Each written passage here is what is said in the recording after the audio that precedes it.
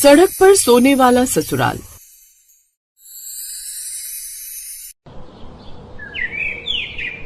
सुनील और मानसी की नई नई शादी हुई थी और मानसी अपने मायके से विदा होकर अपने ससुराल दूसरे गांव जा रही थी।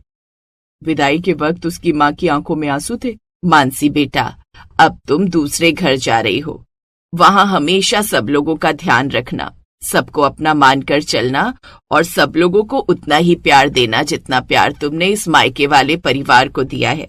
माँ, बिल्कुल भी फिक्र मत करिए, मैं आप लोगों की परवरिश पर बिल्कुल भी आंच नहीं आने दूंगी और वहां जाकर सब लोगों का बहुत अच्छे से ध्यान रखूंगी जैसा आपने मुझे सिखाया है। अब मानसी विदा होकर अपने पति सुनील और ससुराल वालों के साथ उनके गांव जाने के लिए निकल जाती है। मानसी के मन में बहुत अरमान थे कि वो नए घर में कदम रखेगी, लेकिन जैसे ही वो अपने ससुराल की दहलीज पर पहुंचती है तभी उसकी सास की जेठानी दरवाजे पर आकर रास्ता रोक लेती है।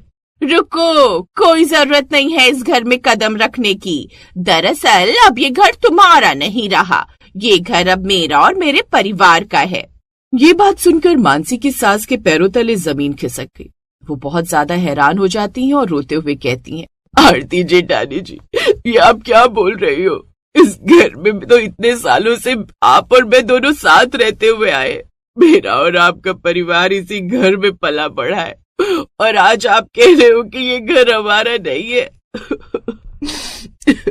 हाँ, क्योंकि जब 2 महीने पहले ससुर जी बीमार थे और उनकी मौत हुई थी तभी मैंने चतुराई से ये घर अपने नाम करवा लिया था। अब तुम अपनी इस नई नवेली बहू, अपने बेटे सुनील और अपनी बेटी सोनिया को लेकर अभी के अभी इस घर से बाहर निकल जाओ। अब इस घर में तुम जैसों के लिए कोई जगह नहीं है। जेठानी एक कड़वी बात बोलकर जोर से दरवाजा बंद कर देती है। मानसी ये सब कुछ देखकर दंग रह जाती है। उसने कभी सपने में भी नहीं सोचा था कि उसका गृह प्रवेश ऐसे होगा। तभी सुनील की बहन सोनिया रोते हुए मानसी से कहती है, मानसी भाभी, हमें माफ कर दीजिए। आज तो आपका इस घर में धूमधाम से स्वागत होना था, पर हमारी किस्मत देखिए कि आज हमारा घर ही हमसे छूट गया। ऐसा मत कहो ननद जी, इस तरह तो आप लोग भी कह सकते हो कि मैं ही आप लोगों के लिए मनहूस थी, जो मेरे इस घर में कदम रखते ही आप लोगों को